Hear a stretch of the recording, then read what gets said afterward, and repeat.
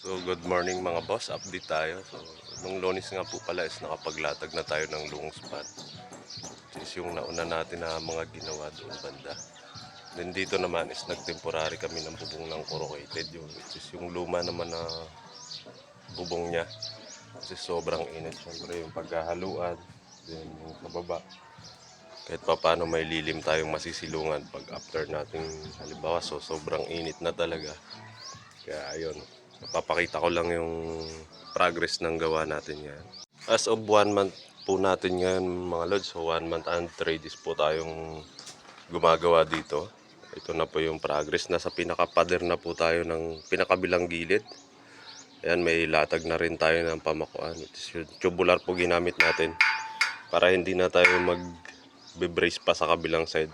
Yung metal paring po kasi, automatic po yun. Yung kabilang side is lalagyan natin ng brace para hindi siya kumikilos ng ganon. Then, ito naman, nasa firewall na tayo. Mamaya, magpapatong ako ng isang asinta rito. Then, yung sa dulo, meron ng isa. Tatansian na lang ho yan. Para makuha natin yung pinaka-firewall niya. Then, yung mga sumobra naman, yung, ayan, yung parang hagdan yung style. Yung sumobra naman na bahagya, is tatabtabin natin, ano, para diretso na na paklibi na pag ganon. Din yung dito naman is isang patong. Ayan. Isang patong.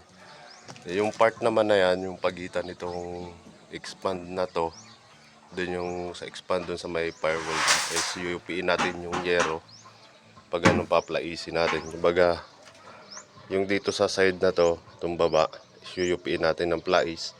Then saka natin aasintahan yan para diretso na yung pinaka firewall nya. Then yan pala yung bubong. Ang na-order namin na bubong nito is 13 piraso. No? Then andito na rin yung materialis natin para sa terrace sa harap. Ginamit muna natin ang damyo para naman maayos kumilos. Then yung kawayan naman ang dami na sa baba. Kasi ang kawayan po kasi habang gumagalaw tayo is pumipihit ng pumipihit. Hindi naman kasi tuwid lang ang kawayan. Kaya so yun.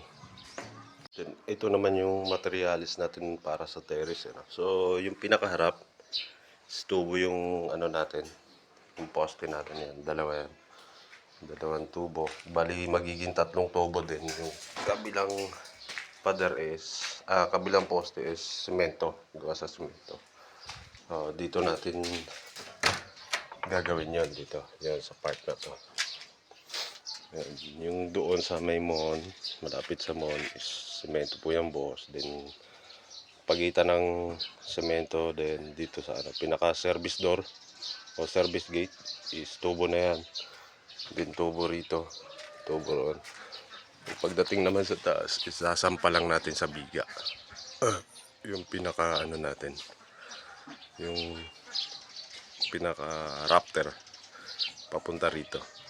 O ba? Then may ano na rin yan, may yero na naka-order yan. Then yung ibang tubular na sumobra natin na 2x3 is gagawin nating hamba yon. Kasi dito sa Nueva Ecija, yung ganitong mga bakahoy is maraming anay po kasi rito. Kung napapansin nyo po sa Nueva Ecija is napakaraming punso. Lalo na sa mga puno ng kamatsili, napakarami talaga rito. Bigas dito. So thank you, yun lang po.